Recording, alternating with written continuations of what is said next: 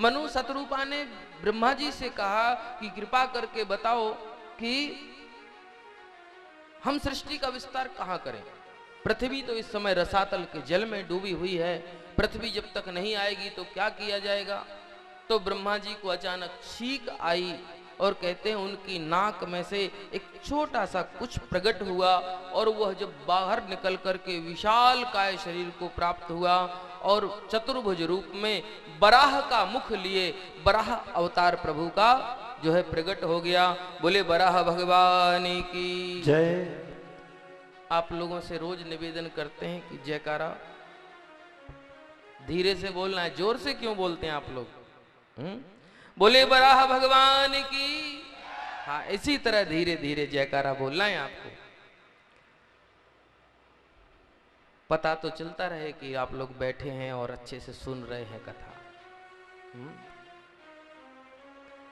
तो बराह भगवान का प्राकट्य हुआ और ब्रह्मा जी पर कृपा करने के लिए बराह भगवान सीधे उस जल राशि में प्रवेश कर गए और जो अथाह जल में डूबी हुई पृथ्वी को निकालने के लिए गए और उस पृथ्वी को उठाया और पृथ्वी को उठा करके अपने दांतों के ऊपर रखा और अपने थूथने के ऊपर दांतों के सहारे लेकर के और पृथ्वी को लेकर के बाहर की तरफ आए।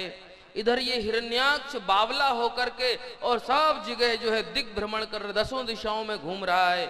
और उसी समय भगवान नारायण जो कि 12 अवतार में पृथ्वी को लेकर के आ रहे हैं, पृथ्वी से जो है लाते हुए हिरण्याक्ष ने भगवान को कई तरह से जो है बोला होगा, सूकर आदि बोल दिया, सूकर मुख इत्यादि। तो दोनों में युद्ध हुआ और दोनों में युद्ध होने से क्या हुआ कि भगवान ने बराह अवतार रूपी भगवान नारायण ने हिरण्याक्ष का वध कर दिया और इस तरह से पृथ्वी को ला करके फिर पृथ्वी को स्थापित किया।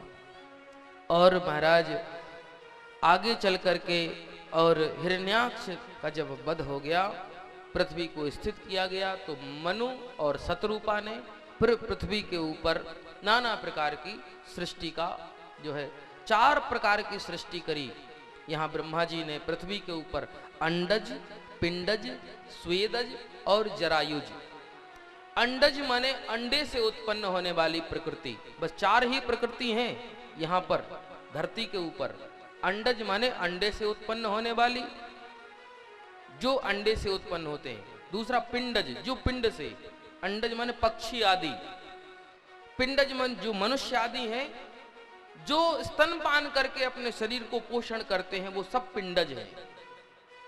और जो दूध नहीं पीने वाली प्रजाति है, जो जन्म लेकर दूध नहीं पीते हैं, वो सब अंडज है। ये फर्क है। दूसरा स्वेदज, तीसरा स्वेदज है। स्वेदज मतलब जब गर्मी और सर्दी का सम्मेलन होता है, जब बीच का समय आता है, उस समय शरीरों में से, प्रकृति में से कई तरह की सृष्टि, कभी मैल से, कभी पसीने से, कभी दुर्गंध से, नाना प्रकार की सृष्टि का निर्माण होता है। उसको स्वेदज सृष्टि कहते हैं। चौथा होती जरायुज सृष्टि। जरायुज का मतलब होता है वृक्ष आदि जो जमीन को फाड़ करके बाहर निकलने वाली जो है प्रजाति है। तो 4 तरह की जो है सृष्टि हुई। उस 4 तरह की सृष्टि में जो है समस्त प्रकार के जो है सुख को पहुंचने वाली प्रकृति का निर्माण हुआ। और बहुत अद्भुत उस सृष्टि में आगे चल करके महाराज मनु के बारे में बताया कि महाराज मनु ने मानवता को जीवित रखा। महाराज मनु इस सृष्टि के पहले मानव हैं और उन मनु से हम सब प्रकट हुए। इस कारण से हमको भी मानव कहते हैं, हमको मनुष्य कहा जाता है। महाराज मनु की 3 बेटियां हुई और 2 बेटे हुए, आकुति, देवहूति और प्रसूति। इनकी 3 बेटियां हैं और प्रियव्रत और उत्तानपाद नाम के 2 बेटे हैं। और महाराज इसी तरह से इनकी आकुति नाम की कन्या जो है वो प्रजापति रुचि के साथ विवाह हुआ, जिससे यज्ञ भगवान का प्रादुर्भाव हुआ। प्रसूति नाम की कन्या को प्रजापति दक्ष के साथ विवाह किया, उनसे भगवती सती का प्राकट्य हुआ, जिनका कालांतर में शिव के साथ विवाह हुआ। और जो इनकी बीच की कन्या है, जिनको कहते देवहूति, उनका विवाह महर्षि कर्दम के साथ हुआ। और उनके देवहूति के गर्भ से भगवान कपिल ने प्राकट्य होकर के भगवान कपिल प्रकट हुए और अपनी माता को सांख्य शास्त्र का दिव्य उपदेश किया। यम, नियम, आसन, प्राणायाम, प्रत्याहार, धारणा, ध्यान, समाधि और ये सब चीजें जो है उनको अपनी माता के बारे में उनको समझाई। नवदा भक्ति के बारे में भी बताया, अपनी माता को दिव्य उपदेश करते हुए। और भगवान कपिल अपनी माँ को उपदेश कर रहे हैं और कह रहे हैं, माता सताम प्रसंगान मम वीर्य संविदो भवन्ति हृत्कर्ण रसायना कथा तज्जोषणादास्वपवर्गवर्त्मनि श्रद्धारतिर्भक्तिरनुक्रमश्यति। माता, मनुष्य को जो है सबसे पहले सत्पुरुषों के संग से मेरे पराक्रम, यथार्थ ज्ञान कराने वाली तथा हृदय और कानों को प्रिय लगने वाली कथाओं को सुने महापुरुषों के द्वारा।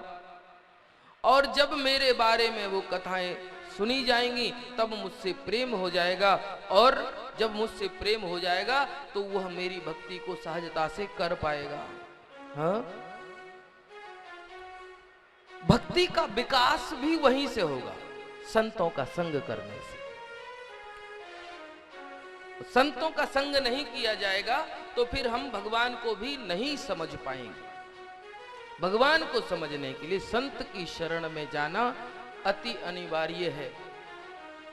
हम जब वहां से, जहां महाराज जी के आश्रम पर हम रुके हुए हैं वहां, तो वहां से हमें रोज आनंद जी लेकर के आते हैं, तो उनसे रास्ता में चर्चा चल रही थी। तो कह रहे थे कि जो है भगवान की कृपा हुई हमारे ऊपर, हमारे परिवार के ऊपर, कि हमको संत की कृपा हुई। कह रहे बिन हरि कृपा मिले नहीं संता। हमने कहा दोनों ही बातें हैं, भगवान की कृपा से संत मिलते हैं और संत की कृपा से भगवंत मिलते हैं, दोनों एक दूसरे के पूरक हैं। तो कहते जब संत मिलन हो जाए, हाँ, जब संत मिलन हो जाए तब कहना अब हरि से मिलन होगा। ये पक्की बात समझ लेना। हाँ, बड़ा सुंदर भाग है, ये भजन के माध्यम से 1 मिनट की चाहिए, सुनेंगे।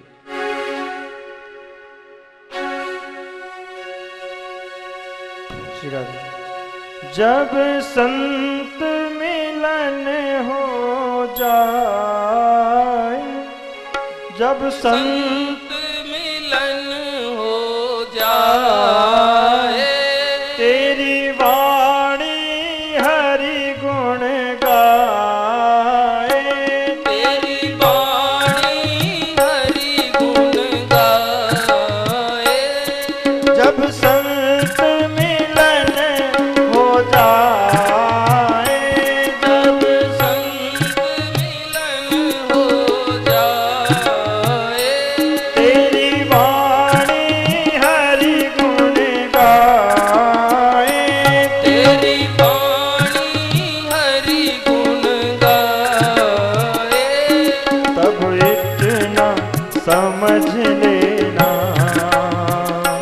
तेरा हरि से मिलन होगा।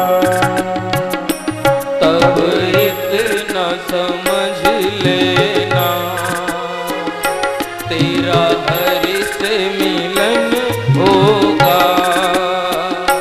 नहीं क्रोध किसी पे आए, नहीं क्रोध किसी पे आए, सब में ही नजर हरि आए, सब में ही नजर है। इतना समझ लेना तेरा हरि से मिलन होगा।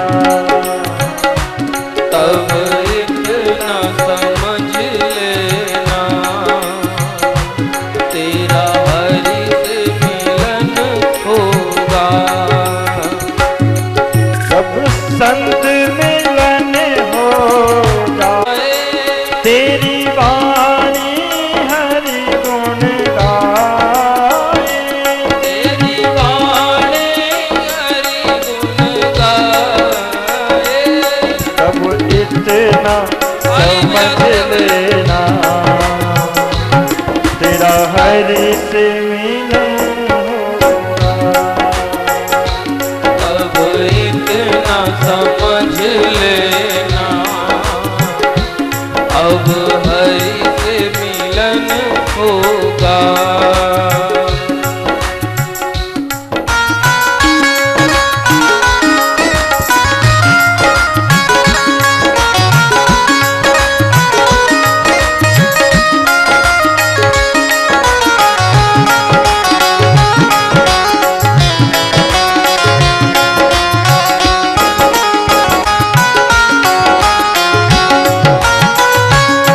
आँखों से आंसू आए, आँखों से आंसू आए। आँखों से आंसू आए। तू जाना मन को भाए, कोई तू जना मन को भाए। दर्शन को ये मन ललचाए। दर्शन को ये मन ललचाए। तब इतना समझ लेना अब हरि से मिलन होगा। तब इतना समझ लेना तब हरि से मिलन होगा। तब इतना समझ लेना अब हरि से मिलन होगा। तब इतना समझ लेना अब हरि से मिलन अब हरि से मिलन होगा। से मिलन हो।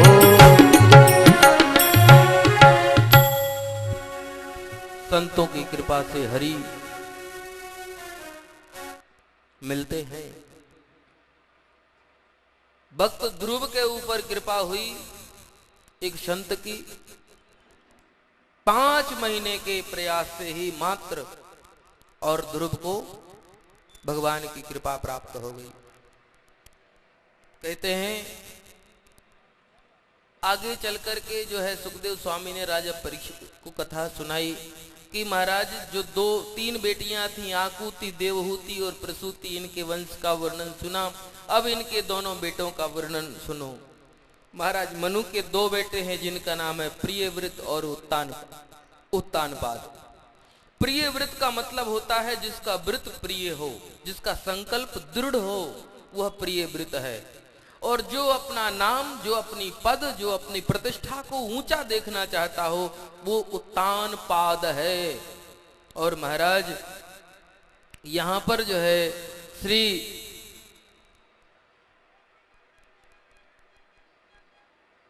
उत्तानपाद के वंश का वर्णन करके श्री सुखदेव स्वामी ने राजा परीक्षित को बताया।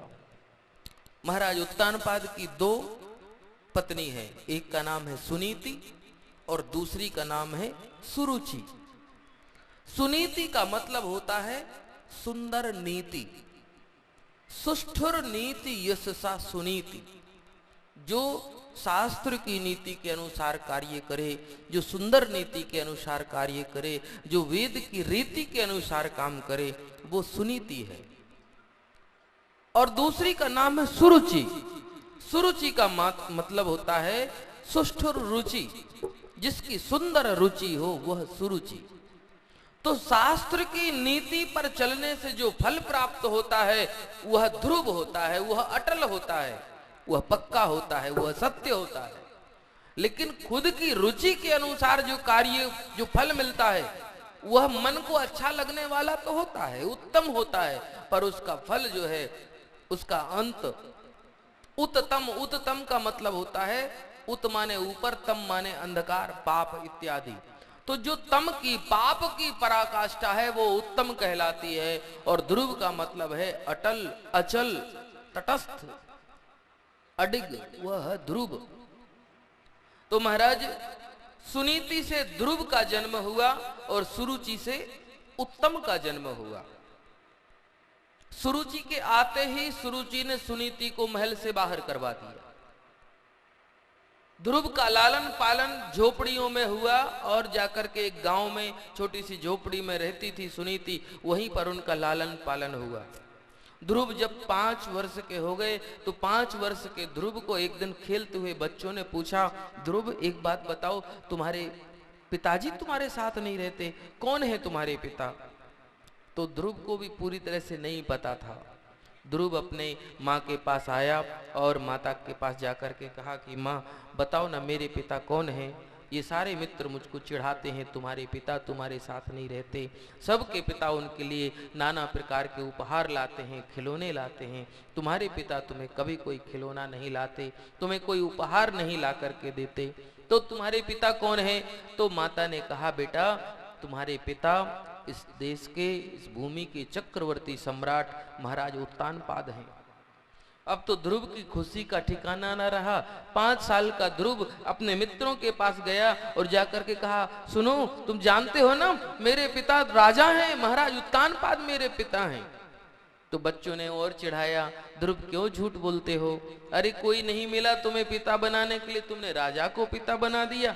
सोचो जरा, हमारे पिता हैं, हमारे घर में हमारे साथ रहते हैं। अगर तुम्हारे पिता महाराज होते तो तुम राजमहलों में रहते। सोचो जरा। उत्तानपाद के बात को सुनकर के ध्रुव के मन में ये बात आई कि मेरी माँ झूठ तो नहीं बोलती है, और उन बच्चों की बातों पर विश्वास न करते हुए और ध्रुव जी घर गए और दुखी होकर के और सो जाते हैं। अगले दिन की बात है कि इनकी मैया ने इनको जो है सुंदर श्रृंगार करा है, उनको सुंदर स्नान कराया है और फिर इसके बाद अब जो है इनको तैयार कर दिया। सोचा खेलने जाएगा ध्रुव कहीं, लेकिन आज ध्रुव खेलने नहीं गया। सीधे ध्रुव जी कहां पहुंचे? अपने पिता महाराज उत्तानपाद जिस सिंहासन पर बैठे हैं, अपनी गोद में जो सुरुचि से उत्पन्न पुत्र है जिसका नाम है उत्तम, उसको गोद में खिलाते हुए बैठे हैं। ध्रुव वहां पहुंचे। कहते हैं 7 ढेवड़ियों को पार करते हुए ध्रुव जब पहुंचे, पहरेदारों की सामर्थ्य नहीं हुई कि वो ध्रुव जी को रोक सकते, क्योंकि इनके अंदर वो ओज, वो बल। कहते होनहार विरवान के लखत चीकने पात, कहावत कहते हैं। और जो राजा का पुत्र होता है उसके अंदर का ओज बल, उसका जो है और ही कुछ और होता है, और फिर वो साधारण नहीं होता। किसी पहरेदार ने इनको रोका नहीं। ध्रुव जी सीधे पहुंचे और जहां उत्तम अर्थात सुरुचि से उत्पन्न पुत्र को गोद में लेकर जहां खिला रहे थे, वहीं ध्रुव जी पास में पहुंचे और सीढ़ी पर पैर रख करके जैसे ही सिंहासन पर बैठने वाले थे कि तभी अचानक से तुरंत सुरुचि वहां पर आई और ध्रुव का हाथ पकड़ करके दूर फेंक दिया। ऐसा क्या करता है मूर्ख बालक, तू कहां जाना चाहता है? तो बोले ये मेरे पिता हैं, मैं इनकी गोद में बैठूंगा। तो सुरुचि ने जब ये सुना तो सुरुचि ने कहा, सुन मैं जानती हूं कि ये तेरे पिता हैं, पर उस आसन पर बैठने के लिए, उनकी गोद में बैठने के लिए उनका पिता होना जितना जरूरी नहीं है, उससे ज्यादा जरूरी मेरा मां होना है।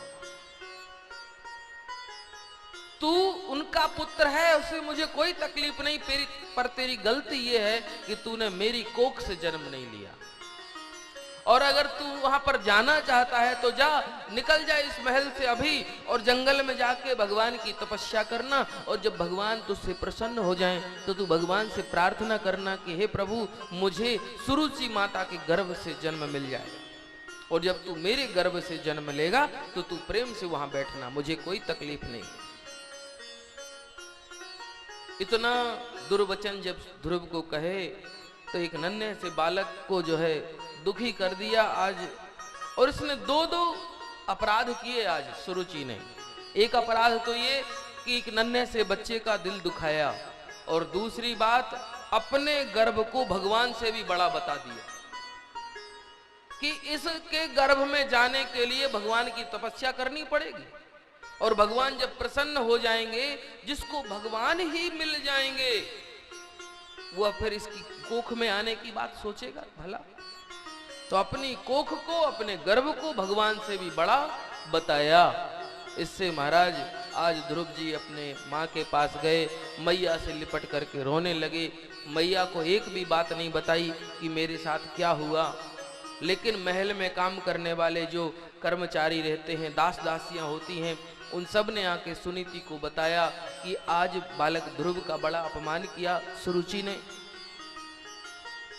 रात्रि में सो रहे थे ध्रुव, इनके सिर पर हाथ फेरते हुए, ध्रुव को दुलार करते हुए माता सुनीति ने कहा, बेटा ध्रुव, मैंने तुमसे एक बात झूठ कह दी कि महाराज उत्तानपाद तुम्हारे पिता हैं। बेटा, तेरे असली पिता तो वह हैं जो पूरे अखिल कोटि ब्रह्मांड के पिता हैं। अखिल कोटि जितने ब्रह्मांड हैं, उन सबको बनाने वाले जो भगवान हैं, वह तेरे असली पिता हैं। और अगर तू गोद में बैठना चाहता है तो मैं तुझे मना नहीं करती बेटा, जा। और सुन, उन माँ ने क्या कहा था, जाके भगवान की तपस्या करो। उनकी बात का बुरा नहीं मानते बेटा, है? भगवान की तपस्या करने के लिए कोई कहे तो क्या ये बुरी बात है? भगवान की तपस्या करना तो अच्छी बात है, सारे ऋषि मुनि भी यही बात बोलते हैं। पर बेटा, तुझे उनके गर्भ में जाने के लिए तपस्या नहीं करनी, बस तुझे परम पिता की गोद में बैठना है, बस इतना प्रयास करना। जा बेटा, मेरा आशीर्वाद तेरे साथ है, तू उनकी गोद में बैठने के लिए जा, तप कर। आज धन्य है ऐसी मां, हृदय पर पत्थर रख करके अपने बेटे को भगवत यात्रा के लिए भेज दिया। जहां भगवान तक पहुंचने की जो यात्रा है, वो पूरी करने के लिए आज ध्रुव अपने घर से निकल गए। और निकलते ही वन में पहुंचे, और वन में जाते जाते घनघोर जंगलों में पहुंचे। कई समय बाद तो ऊपर से नारद जी महाराज निकल रहे थे। नारद जी महाराज ने जब नीचे की तरफ दृष्टि करी तो एक नन्हा सा बालक जो है वन में कंटकीर्ण मार्गों में से जो है घूमता हुआ और वन में, गहन वन में प्रवेश करता चला जा रहा है। नारद जी ने मन में विचार किया, ये बच्चा कौन है, ये बालक कौन है? और नीचे उतर के आए, बालक के सामने प्रकट हो गए। बालक ध्रुव ने जैसे ही देखा तो साष्टांग प्रणाम किया, क्योंकि संस्कार है ना, कोई भी संत, कोई भी महात्मा, कोई भी ब्राह्मण दिख जाए, एक क्षत्रिय को चाहिए कि वह उनके साष्टांग दंडवत प्रणाम करे। नारद जी खुश हो गए, इतना सा बालक, इतने अच्छे संस्कार कि इसने साष्टांग प्रणाम किया। उठो बेटा, तुम्हारा नाम क्या है? इन्होंने कहा, हे महाराज, मेरा नाम ध्रुव है। अच्छा, तुम्हारे पिता कौन है? बोले, इस पूरे ब्रह्मांड को बनाने वाले जो सबके पिता हैं, वह मेरे भी पिता हैं। बड़ा अटपटा उत्तर सुना नारद जी ने। इस छोटे से बच्चे से ऐसे प्रश्न के उत्तर की अपेक्षा नहीं की थी। इस तरह का उत्तर। बोले, तुम्हारी माता का क्या नाम है? बोले, महाराज, मेरी माता का नाम सुनीति है। नारद जी ने कहा, कहां जा रहे हो? मैं भगवान से मिलने जा रहा हूं। भगवान जब मिल जाएंगे तो उनकी गोद में बैठूंगा। मतलब कहां बैठे हैं भगवान, कहां मिलेंगे? बोले, नहीं पता। क्या करोगे? बोले, हम तपस्या करेंगे। बोले, भगवान का नाम जानते हो? बोले, नहीं जानते। बोले, नाम भी नहीं जानते, उनका गांव भी नहीं जानते, कहां मिलेंगे वो, कहां रहोगे, तपस्या कैसे करते हैं? बोले, ये भी नहीं पता। बोले, बेटा, जन्म जन्म मुनि जतन कराही, अंत राम कही आवत नाही। बड़े मुनि ऋषि यमलात्मा महात्मा जन्म जन्म तक भगवान की तपस्या करते हैं और कहते हैं देहांत काले तुम सामने हो, मुरली बजाते मन को रिझाते, यह गीत गाते मैं तननाथ त्यागूं। हे नाथ नारायण वासुदेव, जब मेरे शरीर से प्राण निकल रहे हो तो भगवान का शुभ नाम मेरे मुख पर हो, उनका नाम उच्चारण करते करते मेरे शरीर से प्राण निकल जाएं। तो कहते हैं लोग उनके मन से, उनके मुख से भगवान का नाम नहीं आ पाता। सैकड़ों वर्षों तक जो लगातार अनुसंधान करते हैं, लगातार प्रयास करते हैं, फिर भी भगवान के नाम को नहीं प्राप्त कर पाते। तुम तो बेटे अभी बहुत छोटे हो, भगवान को प्राप्त नहीं कर पाओगे, जाओ बेटा घर लौट जाओ। तो ध्रुव जी ने कहा, आप बहुत देर से हमसे नाना प्रकार के प्रश्न पूछ रहे हो, आप अपना परिचय तो दो, आप कौन हो? तो नारद जी ने कहा, मैं देवऋषि नारद हूं। आप नारद जी हो? बोले हाँ, क्यों? बोले आप नारद जी नहीं हो सकते। बोले क्यों? क्योंकि मैंने सत्संग में सुना है और मेरी मां कहती है कि आज तक जिस जिसको नारद जी मिले हैं उसको भगवान जरूर मिले हैं। ऐसी कोई भी कथा नहीं आती कि जिसमें नारद जी किसी को मिले हो और भगवान न मिले हो, चाहे वह देवता हो, चाहे राक्षस हो, चाहे मनुष्य हो, चाहे कोई भी हो। नारद मिल गए मतलब भगवान के दर्शन का प्रवेश पत्र है नारद। जिसको नारद मिले उसको ईश्वर जरूर मिले, चाहे जिस रूप में मिले हो। तो बोले नारद के कारण तो भगवान मिल जाते हैं, और आप कैसे नारद हो कि कहते हो तुम्हें भगवान नहीं मिल पाएंगे, जाओ यहां से, घर लौट जाओ। इसलिए मैंने कहा कि आप नारद नहीं हो सकते। जब नारद जी ने सोचा कि इतनी प्रगाढ़, इतनी अडिग भक्ति, बहुत तरह से परीक्षा ली नन्हे से बालक की, और जब वह नन्हा सा बालक उस परीक्षा में उत्तीर्ण हो गया तो नारद जी बड़े प्रसन्न हुए और कहने लगे कि बेटा, अभी तक तुम्हें भगवान मिलते कि नहीं मिलते इस बात में संशय था, परंतु अब मैं तुम्हें वचन देता हूं कि तुम्हें भगवान अवश्य मिलेंगे। और कान में, ध्रुव जी के कान में सुंदर भगवान नाम दे दिया, एक मंत्र दे दिया। ओम नमो भगवते तुभ्यं वासुदेवाय धीमहि प्रद्युम्नाय निरुद्धाय नमः शंकर्षणाय च। इस मंत्र को बेटा तुम कान में धारण करो और चले जाओ। यहां से कुछ ही आगे जाओगे, एक स्थान है जिसको कहते मधुवन। मधुवन अर्थात मथुरा नगरी जहां पर है, वहीं पर मधुवन है। और वहीं से यमुनाम अघनासनी कल कल निनादनी यमुना महारानी वहीं पर बहती हैं। तुम उनके तट पर जाकर के, और मैं जो तुम्हें क्रम बताता हूं उस क्रम से तपस्या प्रारंभ कर दो। नारद जी के बताए अनुसार ध्रुव ने जाकर के और वहां पर तपस्या प्रारंभ कर दी और मंत्र जप करने लगे। ओम नमो भगवते वासुदेवाय।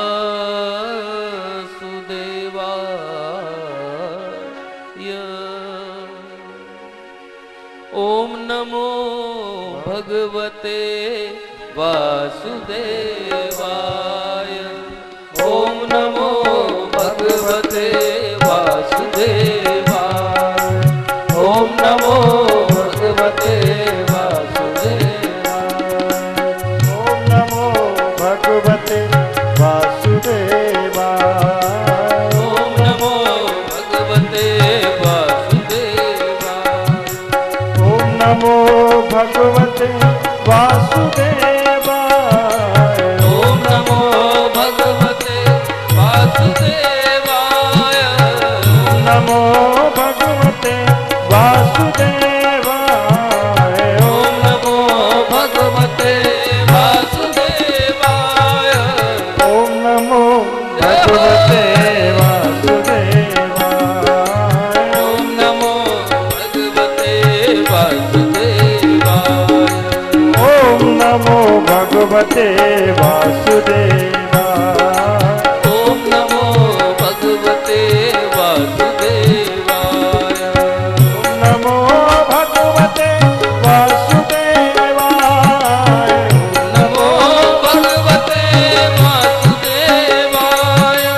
ओम नमो भगवते वासुदेवाय। इस तरह से बहुत सुंदर लगातार इनकी तपस्या प्रारंभ है। मंत्र लगातार चल रहा है। 3 दिन बीत गए। 3 दिन से कुछ नहीं खाया, कुछ नहीं पिया, और 3 दिन के बाद कैथा होता है ना, कैथ, एक कैथ और एक बेर, 2 फल खाए उन्होंने 3 दिन के बाद, और यमुना जी का जल पिया, और जल पी करके और फिर तपस्या प्रारंभ। 1 महीना तक ये नियम चला।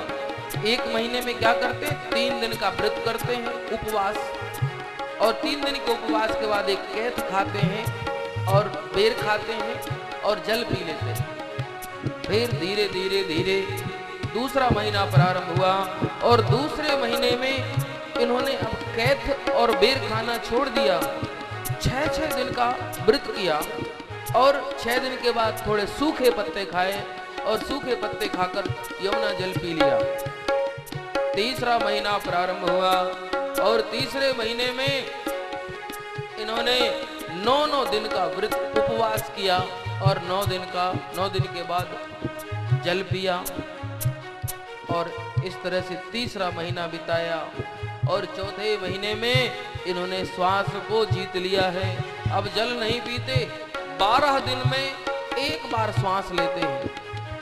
इस तरह से चौथा महीना इनका बीता, और 5वें महीने में तो इन्होंने श्वास को जीत लिया, और श्वास को जीत करके जो है अब अपने श्वासों का निग्रह किया, और 1 महीने तक कोई भी सांस नहीं ली, और मन में लगातार मंत्र चल रहा है। बड़े भाव के साथ में ओम नमो भगवते वासुदेवाय। ओम नमो भगवते वासुदेवाय।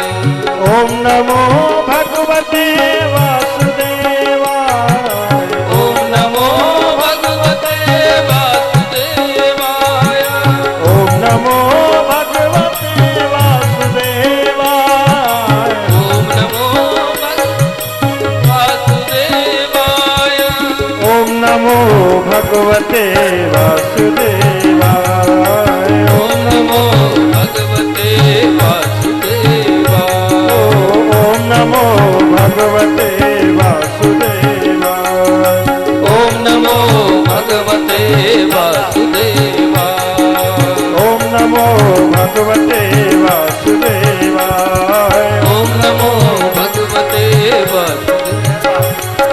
ओम नमो भगवते वासुदेवाय।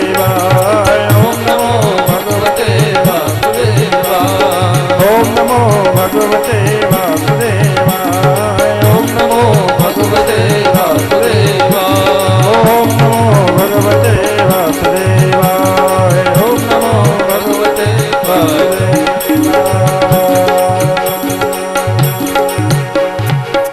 बोले वासुदेव भगवान की जय हो। अब तो जब 5वें महीने में इन्होंने पूरी प्राणवायु को रोक लिया है, जब प्राणवायु को रोका, अभी आपने सुना होगा कि जब दिति ने 100 साल तक अपने पेट में ही उन दोनों शिशुओं को रखा, गर्भ को रखा, जन्म नहीं दिया, तो प्रकृति का अतिक्रमण हुआ, जिससे 10 दिशाएं जो है ताप, 10 दिशाओं में ताप हो गया। तो ब्रह्मा जी ने आकर के उनको बोला था, उसी तरह ये भी प्रकृति का अतिक्रमण है। सांस लेना प्रकृति है, सांस रोकना ये प्रकृति विरुद्ध आचरण है। थोड़ी बहुत रोकना तो ठीक है, पर कोई महीने भर तक सांस ना ले, ये तो गड़बड़ काम हो गया। और हुआ ये कि सारे देवता घबराए और इंद्र के पास पहुंचे, बोले महाराज हम सांस नहीं ले पा रहे हैं। इंद्र कहने लगे, सो गति तोरी सो गति मोरी, हम भी सांस नहीं ले पा रहे हैं। सब इंद्र आदि समस्त देवता मिलके ब्रह्मा जी के पास गए और ब्रह्मा जी से कहा, हे पितामह ब्रह्मा, हम सांस नहीं ले पा रहे हैं, समस्त प्राण वायु नष्ट हो गई हो जैसे। ब्रह्मा जी ने कहा, चिंता मत करो, भगवान विष्णु का एक लाड़ला भक्त है, बहुत नन्हा सा, उसने हठ करके जो है अपनी सांस को रोक रखा है, इसी कारण से संसार से प्राण वायु नष्ट हो रही है। ब्रह्मा जी जो है भगवान विष्णु के पास गए और भगवान विष्णु से प्रार्थना करी, हे प्रभु, आपका नन्हा सा भक्त आपके लिए बड़ी घनघोर तप कर रहा है, आप उस पर अनुग्रह करें, उस पर कृपा करें, उस पर दया करें। इतना कह करके ब्रह्मा जी वापस आ जाते हैं। और यहाँ भगवान नारायण कहते हैं, भागवत में ही लिखा है कि जब भगवान किसी पर प्रसन्न होते हैं तो उसको दर्शन देने जाते हैं, यही होता है नियम। परंतु यहाँ भगवान ध्रुव को दर्शन देने नहीं गए, बल्कि भागवत में लिखा है, मधोर वनम भृत्य दिदृक्षया गताः, लिखा है कि मधुवन में अपने भक्त के दर्शन करने गए हैं भगवान, अपने भक्त को देखने गए हैं भगवान, ऐसा भागवत में लिखा है। तो भक्ति हो तो ऐसी कि भगवान भी दर्शन करने पहुंच जाएं। और श्री ध्रुव जी महाराज आंख बंद करके, नारद जी ने जैसे इनको भगवान की इमेज बताई थी ना, फोटो बताई थी, भगवान लगते कैसे हैं, तो भगवान जैसे जैसे लगते हैं, भगवान के 4 हाथ हैं, चारों हाथों में क्रमशः शंख चक्र गदा पद्म धारण करते हैं, भगवान के सुंदर चरण कमल हैं, भगवान के चरणों में क्रमशः शंख चक्र अंकुश वज्र ध्वजा और रेख जो है वो बड़ी सुंदर सुंदर रेखाएं हैं, उनको दर्शन करो।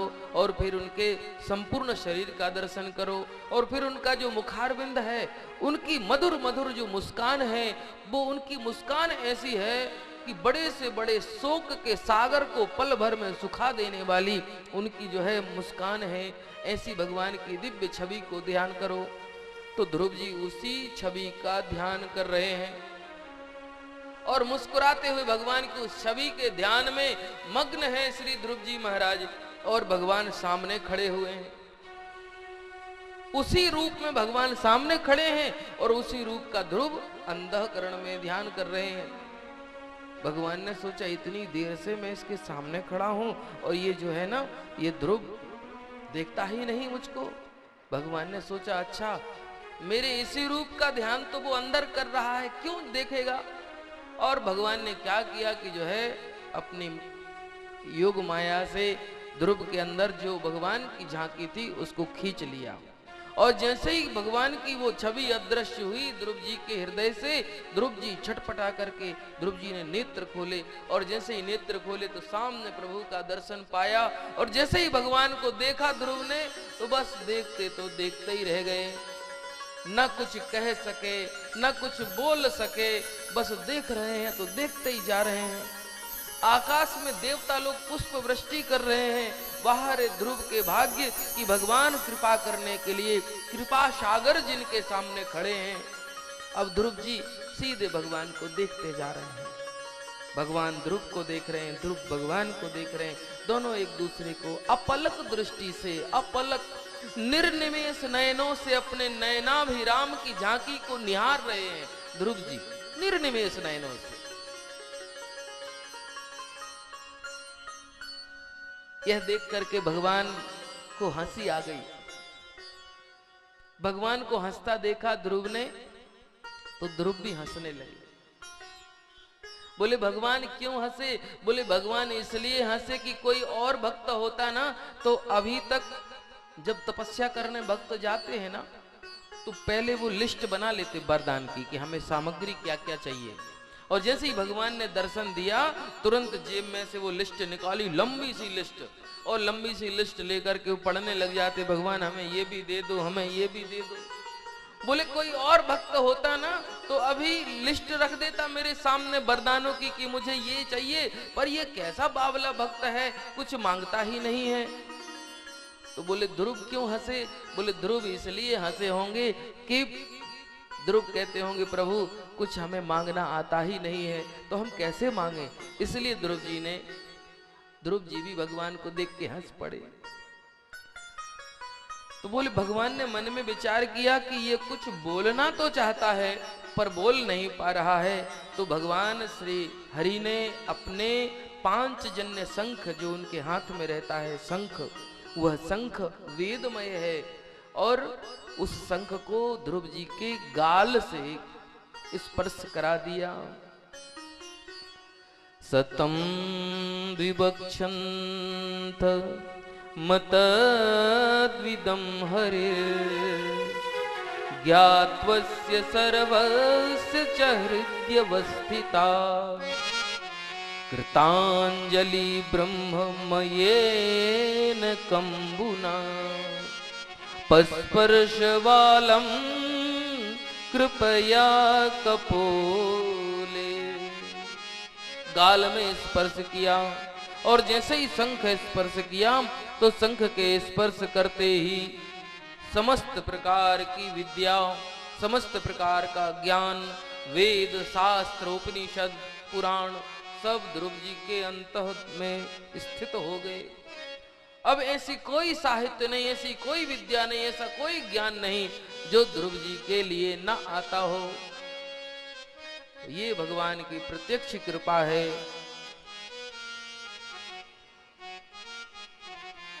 प्रभु मच्छरते चहे तुरत हिम गिर गिरवावे प्रभु जुगनू ते चहे जगत को तम मिटवावे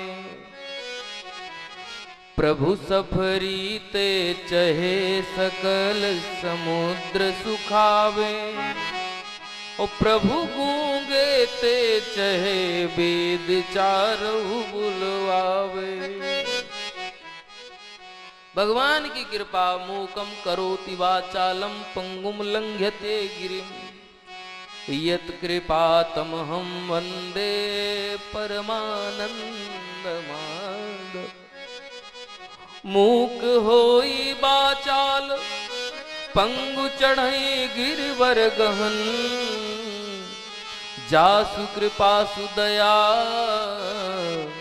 द्रवो सकल कलिमल दहन। भगवान की कृपा जहां होती है ना वहीं पर संसार के समस्त गुण प्रकट हो जाते हैं। और फिर आज ध्रुव जी जो 5 महीने से बोले ही नहीं, बिल्कुल भी नहीं बोले, आज भगवान की बड़ी सुंदर स्तुति करने लगे। योऽन्तः प्रविश्य मम वाचमिमां प्रसुप्तां सञ्जीवयत्यखिलशक्तिधरः स्वधाम्ना अन्याश्च हस्तचरण श्रवणत्वगादि प्राणान्नमो भगवते पुरुषाय तुभ्यम्। योऽन्तः प्रविश्य मम वाचमिमां प्रसुप्तां सञ्जीवयत्यखिलशक्तिधरा स्वधाम्ना।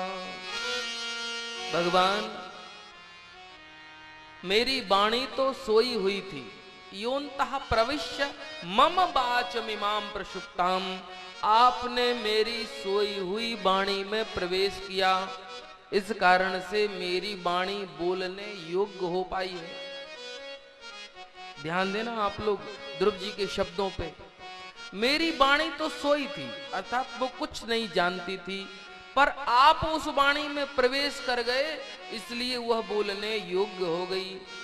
इस बात से मैं समझ गया हूं प्रभु कि संजीव यत्यखिल शक्ति धरा स्वधाम्ना। इस संसार में जो भी चलायमान है, जो भी संसार में चल रहा है, घट रहा है, हो रहा है, इसका मतलब उसमें आप ही प्रवेश किए हो। मतलब आंख है पर आंख में देखने की शक्ति आप हो, हाथ है पर हाथ में काम करने की शक्ति आप हो, पैर है पर पैर में जो चलने की शक्ति है वो आप हो।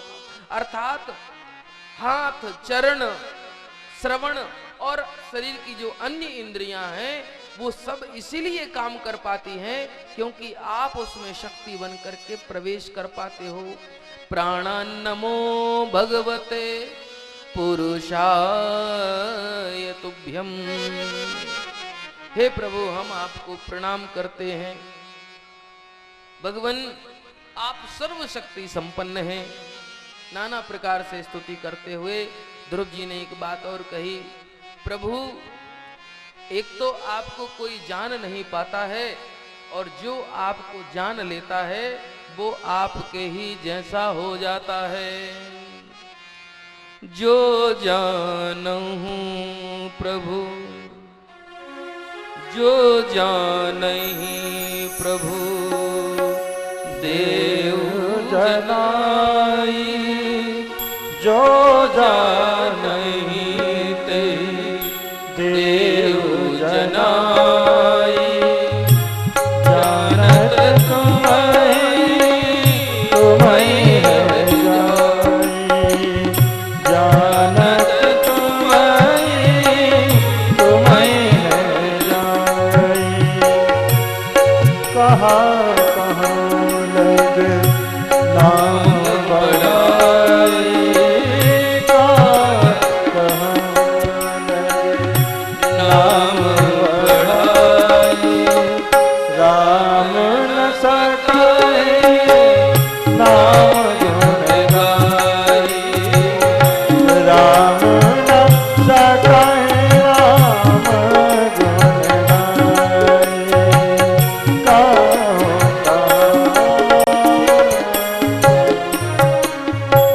जो जानहि तेहि देव जनाई।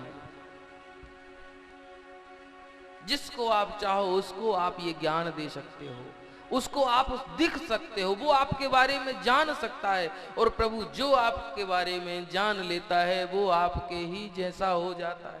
जान तुम्हें हो जाई, वो आपके ही स्वरूप को प्राप्त हो जाता है।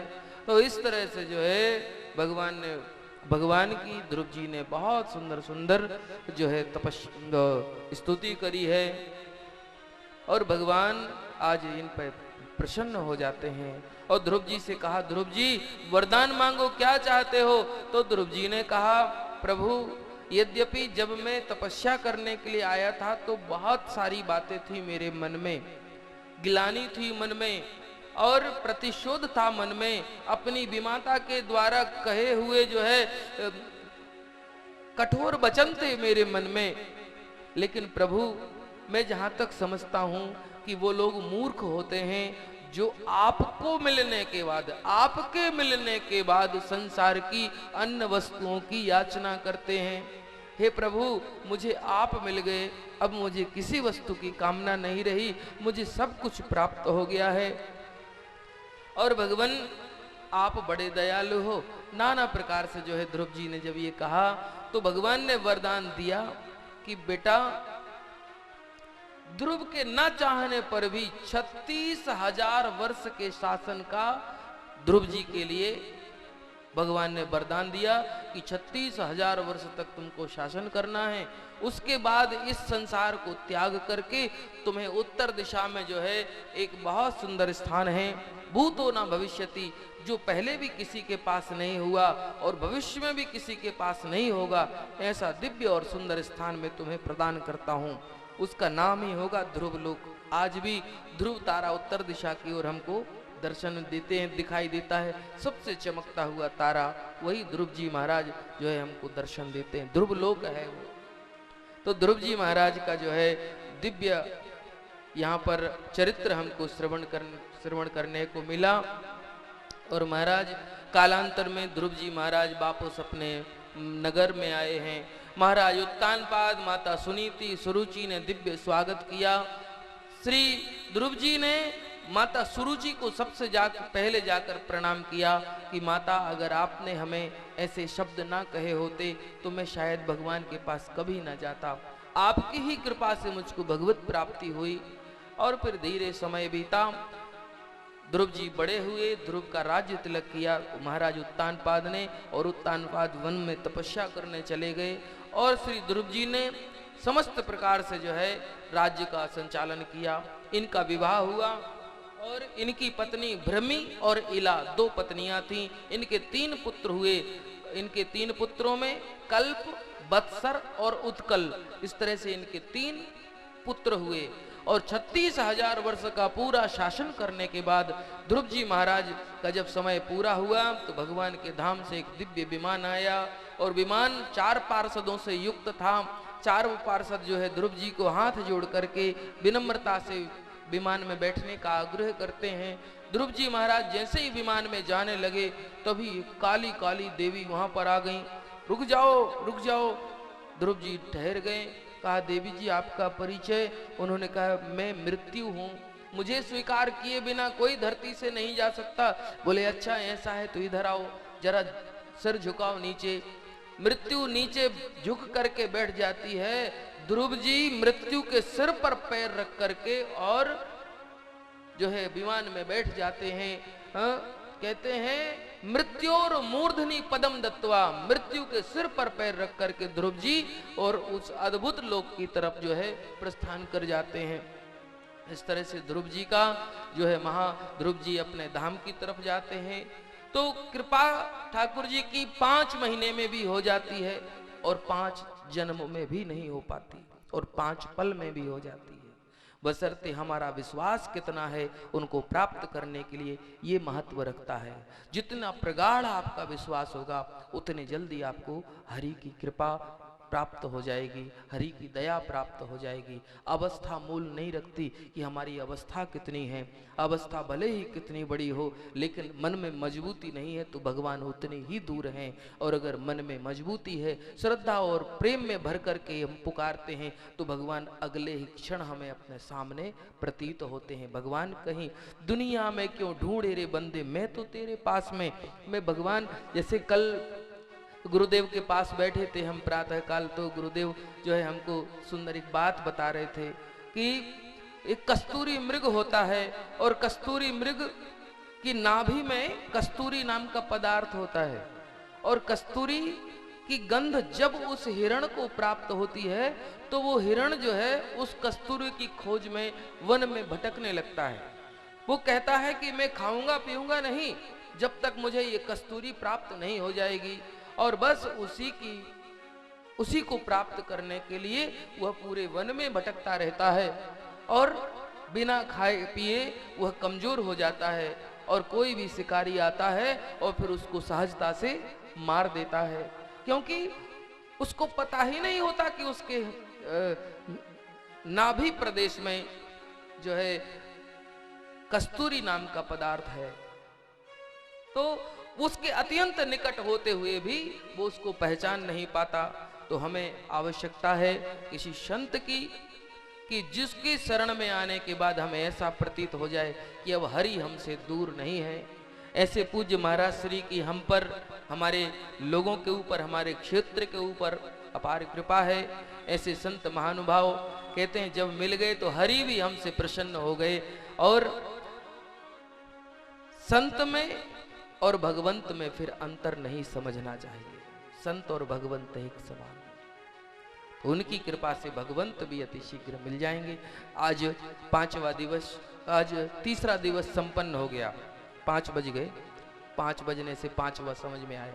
3 दिवस संपन्न हो गए। कल 4था दिवस है और कल भगवान श्री कृष्ण का प्रादुर्भाव है। कल भगवान का जन्मोत्सव है। तो जन्मोत्सव में कल ये जो कोपरा है ये कोपरा नहीं रहेगा, कल ये गोकुल बन जाएगा ये कोपरा। और यहाँ पर सारे के सारे देवता लोग भगवान के जो है जन्मोत्सव में पधारेंगे और कल यहाँ बढ़िया सुंदर उत्सव मनेगा। श्री कृष्ण का जन्मोत्सव हम सब लोग मनाएंगे और बड़े सुंदर तरीके से बधाइयाँ होंगी और भगवान श्री कृष्ण की बधाई गाई जाएंगी। बड़ा उत्सव होगा और उसमें दूध दही और लड्डू सब बटेगा, प्रसाद होगी। और ब्रिज भाषा में कहते हैं कल मतलब चकाचक होएगी खूब बढ़िया तरीके से। तो सबन को खूब बड़े प्रेम ते आनो है भैया, और खूब चकाचक ब्रज को उत्सव और लल्ला को आशीर्वाद देवे के ताई, और लल्ला को और नंद बाबा को यशोदा मैया को बधाई देवे के ताई अवश्य पधारनो है सबन को।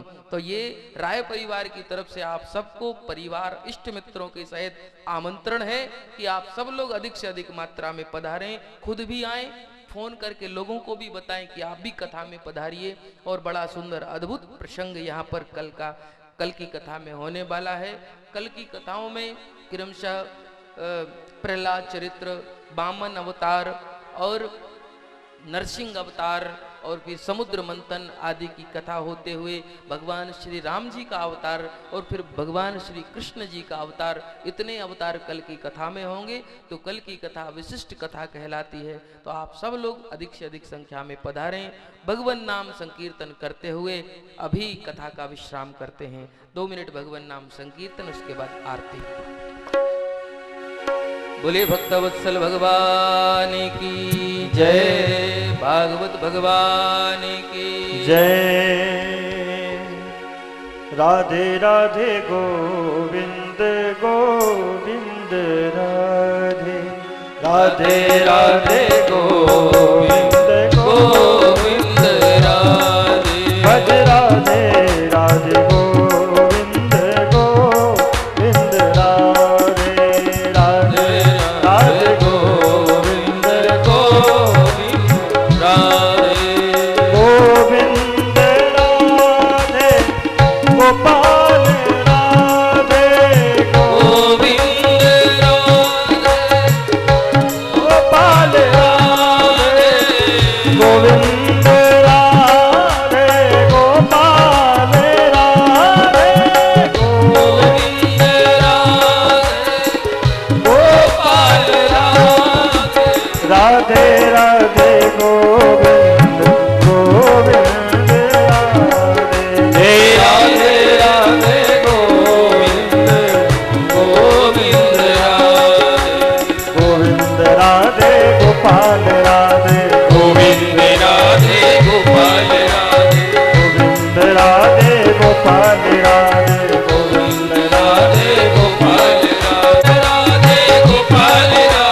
गोविंद राधे गोपाल राधे, गोविंद राधे गोपाल राधे, गोविंद राधे गोपाल राधे, गोविंद राधे गोपाल राधे, गोविंद राधे गोपाल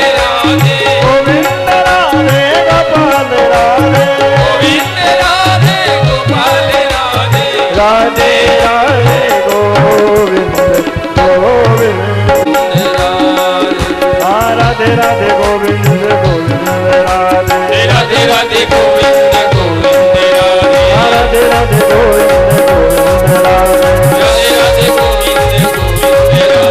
राधे राधे गोविंद गोविंद राधे, राधे राधे गोविंद गोविंद राधे, गोविंद राधे गोपाल राधे, गोविंद राधे गोपाल राधे, गोविंद राधे गोपाल राधे, राधे राधे गोविंद गोविंद राधे, राधे राधे गोविंद गोविंद राधे, राधे राधे गोविंद गोविंद राधे, राधे राधे गोविंद गोविंद राधे, जय जय श्री राधे।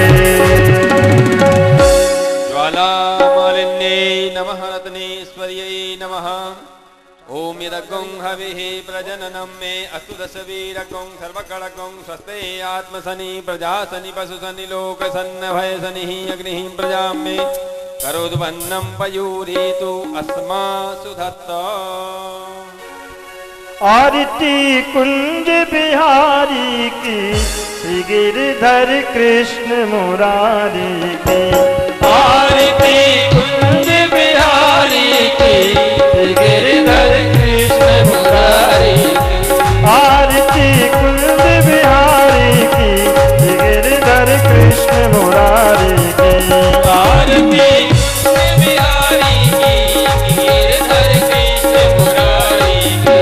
गले में बैजंती माला, गले में बैजंती माला, बजावे मुरली मधुर बाला, बजावे मुरली मधुर बाला, श्रवण जल जल काला श्रवण में कुंड आनंद नंद लाला नंद के आनंद नंद लाला श्री नंद के नंद मोहन ब्रज राधिका राधिका रमण बिहारी की गिरधर कृष्ण मुरारी की आरती कुंज बिहारी की गिरधर कृष्ण मुरारी अंग कांति काली गगन जब अंग कांति काली राधिका चमक रही आली राधिका चमक रही आली लतन में ठाणे बन माली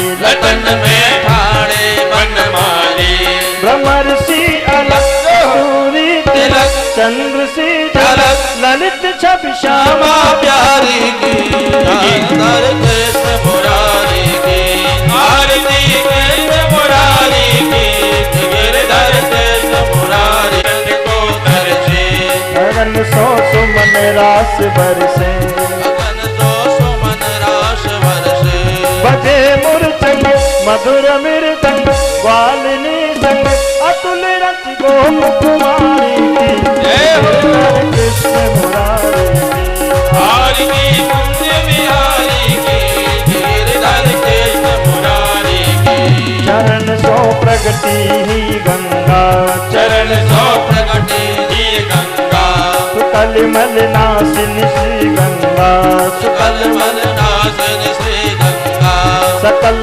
दुख हारिणी श्री गंगा सकल दुख हारण श्री गंगा धरी शिव सिंह जटा के भी हरे अघ की चरण छवि श्री बनवारी की गिरधर कृष्ण मुरारी की आरती कृष्ण मुरारी की गिरधर कृष्ण मुरारी की चमकती उज्जवल तट रेणु चमकती उज्जवल तट रेणु बाज रही वृंदावन वेणु बाज रही वृंदावन रेणु चहु दिश गोपी ग्वाल धेनु चौदस गोपी ग्वाल धेनु हसत मृदु मंद चांदनी जय हो। कटत यम फल तेरी सुन दीन भिखारी की गिरधर कृष्ण मुरारी की आरती कुंज बिहारी की गिरधर कृष्ण मुरारी की आरती कुंज बिहारी की गिरधर कृष्ण मुरारी की आरती कुंज बिहारी की गिरधर कृष्ण मुरारी की गोविंद बोलो हरि गोपाल बोलो गोविंद बोलो हरि गोपाल बोलो गोविंद बोलो हरि गोपाल बोलो गोविंद बोलो हरि गोपाल बोलो गोविंद बोलो गोपाल बोलो गोविंद बोलो गोपाल बोलो गोविंद बोलो गोपाल बोलो गोविंद बोलो गोपाल बोलो राधा रमण हरि गोविंद बोलो राधा रमण हरि गोविंद बोलो हरे कृष्णा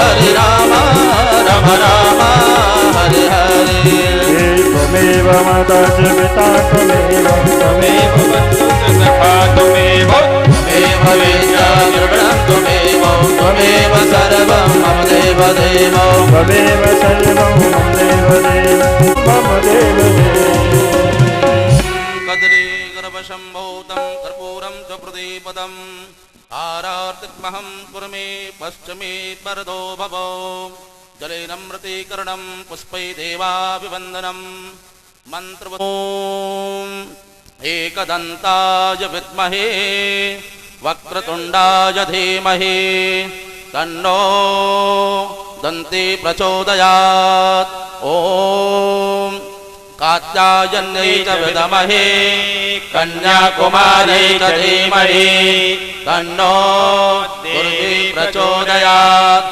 ॐ नारायणाय विद्महे वासुदेवाय धीमहि तन्नो विष्णु प्रचोदयात्। ॐ महालक्ष्मै च विद्महे विष्णुपत्न्यै च धीमहि तन्नो लक्ष्मी प्रचोदयात्।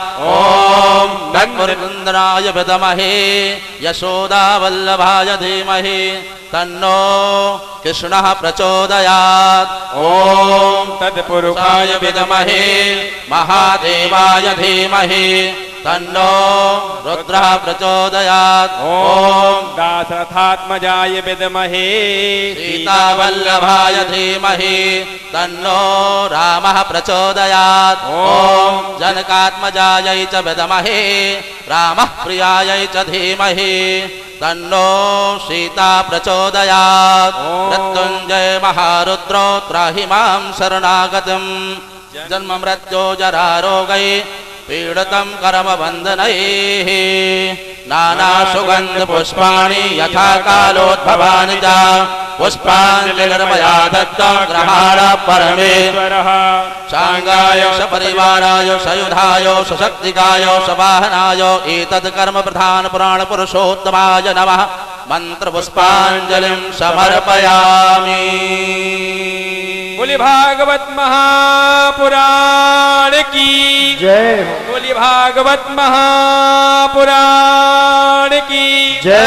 वृंदावन बिहारी लाल की जय। वेद व्यास भगवान की जय। श्री सुखदेव जी महाराज की जय। गज रामचंद्र भगवान की जय। वीर बजरंग बली की जय। गौरी शंकर भगवान की जय। सदगुरुदेव भगवान की जय। धर्म की जय हो। धर्म की जय हो। अधर्म का नाश हो। प्राणियों में भावना हो। विश्व का कल्याण हो। गौ माता की जय हो। सत्य सनातन धर्म की जय हो। पार्वती पतये हर हर महादेव।